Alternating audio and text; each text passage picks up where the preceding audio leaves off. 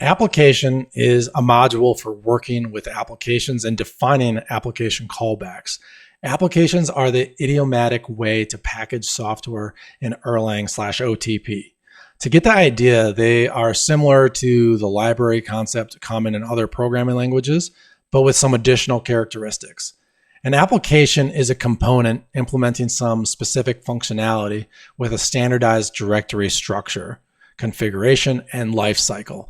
Applications are loaded, started, and stopped. Each application has its own environment, which provides a unified API for configuring each application. Let's create a new project. So let's open up our terminal. And if we do mix new r_store, we'll call our project that. And then we're going to use a flag we haven't used before, --sup. This adds an application behavior to our project, which is the beginning of our supervision tree. So when I hit enter, you're going to notice we have a new file created right here, application.ex. So let's go ahead and cd into our, I just realized I didn't put this on our, on my desktop, but cd into the new project, our store, and then let's go ahead and open up VS Code. Okay, I'm going to expand the library, the lib directory, and then you'll see we have a new directory called our store with an application.ex file in it. I'm going to open that up, and when we open it, it'll look a lot like a supervisor, and that's because it is one, but it sets the specification of our entire application. So when we compile and run it, everything we need started will be started. Now, we can also manually start and stop applications like we do with supervisors and gen servers, but that's not normally what we want. We want to start when we run our project automatically, right? So if we jump over and open up our mix.exs file, and you'll look at a function called application here, and you'll notice that we have a key value list. And inside of this key value list, you'll see extra applications. So one is called logger, and then you'll see one called mod for modules, and you'll see our application module is being invoked here. And as long as the application uses the application behavior, it will automatically invoke the start callback, just like we saw with supervisors and gen servers. And then this empty list here is a place where we could pass in arguments if we wanted to. Now, when we start our project now with like IEX, it's automatically going to spin up this application, okay? And we can also pass in environment variables in this list. We can do something like this, colon, and then inside of a key value list, we can say like db host and then pass in local host as a string and save it. And then if we open up our terminal and start an IEX-S mix, if we start a shell, our Elixir shell, we can get environment variables like this. So application.get environment, and then you pass in the name of the application, which is our store, and then the key that we want, which is db host. And then when we hit enter, make sure we save it. Let's restart this. So now if we do application.get environment and we pass in our store and then db host, the key we're looking for, and there we go.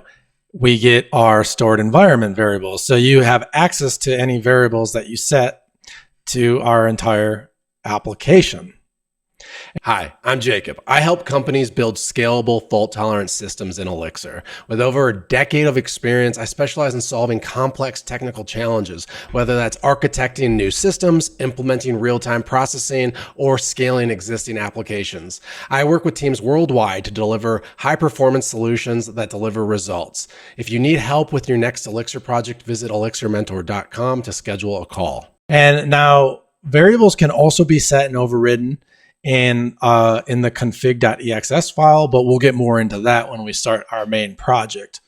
We can also see all the applications running. If we do something like application.started applications and hit enter, you might be a bit surprised here. We have so many applications running. And you'll see that we have our IEX shell running, and that's an application of its own. And then you see our app, which makes sense. And then we see Logger, Mix, Elixir. When we start building our analytics server, you'll see some dependencies that we add to the project will be running their own applications as well. So these are all individual apps running when we start our project, which is pretty cool. Why don't we add our cart supervisor, our cart server, and our visitor tracker to our app here and have our application start our services for us? So what I'm going to do is just open up our cart server, and I'm just going to steal our cart server, supervisor, and tracker. We're going to leave the shop supervisor for now. Let's just bring these 3 files over. All right, and then let's just refactor a little bit. We're going to put our store dot in front of our cart server, and then our cart supervisor, our store dot, and then save, and then our visitor tracker, our store dot. And the reason I'm doing that is because I put it in our rstore directory, and you wouldn't have to have the module say that, because you can just call whatever name your module is, but I like to keep things a little more organized.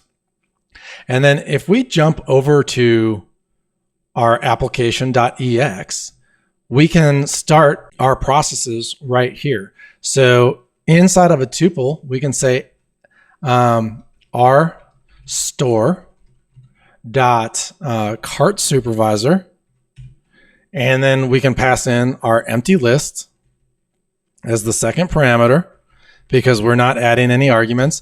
And then we can just go down the list, and now we can start our store dot visitor tracker, and we don't have any arguments to pass in for that either. Now, if by default we're not passing in arguments, we can also just pass the name of the module in, and that's the same thing as passing an empty list. But now, if we save this and go back to our terminal, we can start a new IEX session. So IEX, and now you're going to see that our cart supervisor is starting and our visitor tracker is starting. So that's really cool. And then just to prove that our cart supervisor still will dynamically create our carts through our cart server, we can do app cart, we can do rstore dot cart server dot start child and pass in cart1, and cart server given a child supervisor. The module cart server was given a child supervisor that does not exist. Let's go see what we forgot to do. Oh, I see our problem here. We just didn't refactor this enough. What we should do here, instead of passing in cart server, which should be r.cart server, but we should just do the __ all caps module. And then if we ever rename this again, we won't run into this problem.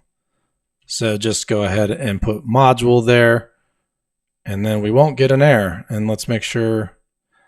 All right, that is good. Visitor tracker is good. So now let's jump back over and let's restart this.